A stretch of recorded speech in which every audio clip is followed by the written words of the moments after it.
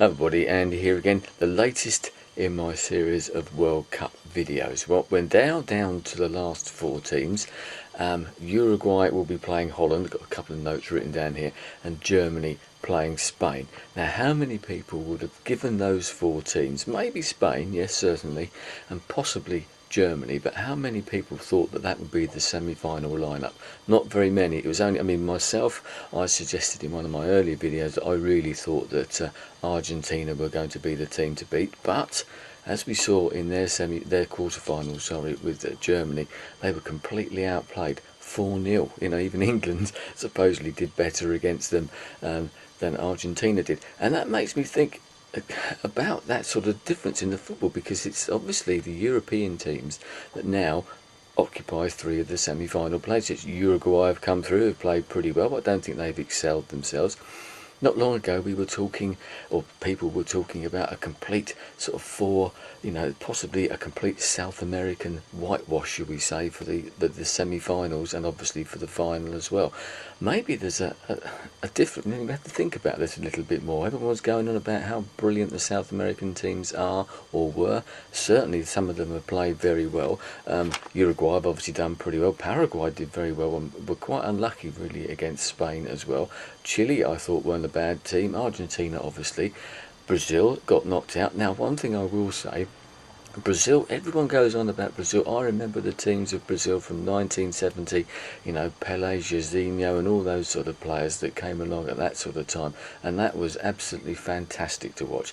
Even sort of slightly later, was it 82 in Spain, I believe it was, where you had Zico and all that sort of people as well, Socrates, I remember, and they were another great team. But really, I don't think since then, personally, I think that the Brazilians are overrated. Even people like the Brazilian Ronaldo, who was playing, I never really rated him as highly as some of the other players, even possibly some of the European players. Maybe we expect too much about them.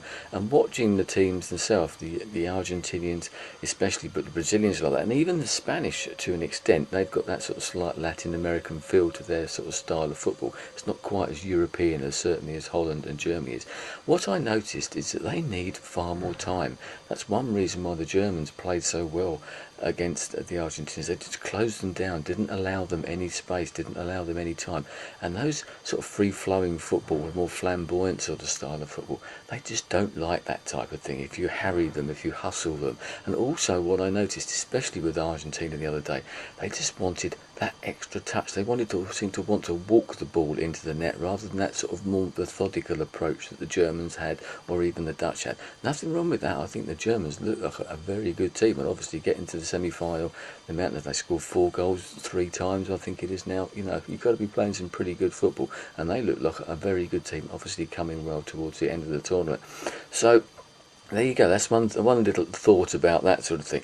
Another thing I mentioned, who do I think is going to win now? Well, I think obviously Spain. I'd like Spain to win because I do like Spain, but as I've just said, I don't think that they're really going to last against the Germans. I think Germany are probably going to beat them as well. I think Spain will have to up their game as well. We've only, like Torres, we mentioned other players. There's lots of players who just have not fulfilled their potential. We could mention the England players, but even people like Messi or even some of the Brazilians just haven't really done it, have they? And Fernando Torres, obviously for Spain, is another one. Why he's still being picked, I really don't know. They always replace him in the game. Put one of the other forwards on. I can't remember the guy's name, who always seems to liven them up when he comes in. Get him there, and then maybe they can do a bit better. We'll see when the semi-final comes on later in this week.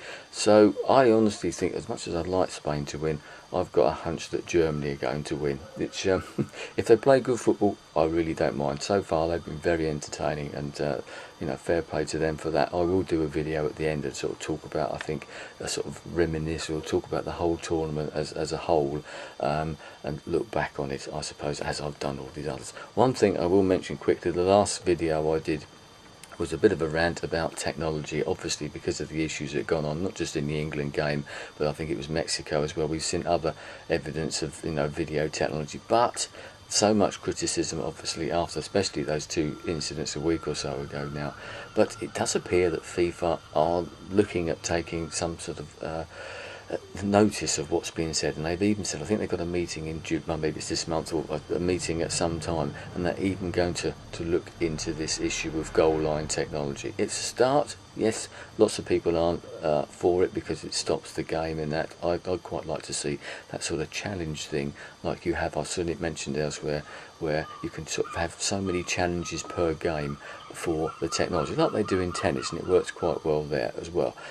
We don't want it to disrupt the game. I totally accept that, and maybe goal line technology is a start, and maybe we can work on it from there, and that's, you know, a fairly straightforward one and very easy to adapt and to use as well. It's a start. At least FIFA, maybe Mr. Sepp Blatter, are actually taking notice now, whether it's because sponsors have said, you know, behind the scenes, look, you know, this is, we're getting a laughing stock here, we need to get this sorted out, you're looking silly now compared to all these other sports, major worldwide sports, and the amount of money that's involved in it as well. We're not going to put our money in if you're going to allow it to carry on and have blatant errors like that. You can't blame the referees for everything.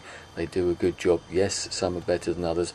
Sometimes you can't understand the decisions they make, but they're only human. That's why you need that technology, and that's why that technology has been employed in other sports, because they realise that humans are fallible. The technology, although it might be fallible in some ways, is far more reliable, I think, than the human person, should we say, however good they may be. So we've got the technology, let's use it. There you go, my thoughts. The last, this is week 4, I think. We've only got 4 more matches left, including the 3rd and 4th place, but whoever watches that one, I look forward to seeing the semi-finals Tuesday, tomorrow, and obviously Wednesday, and the final next week. And I hope your team's there. But, so my prediction has gone. The team I had in a sweepstake, which was Switzerland, have gone. They went a long time ago. So now I'm just enjoying the football and hoping that the best team wins, because really that's what we like to see, isn't it? That's the best thing for football. Anyway, thanks for your time. I'll speak to you after the final. Goodbye.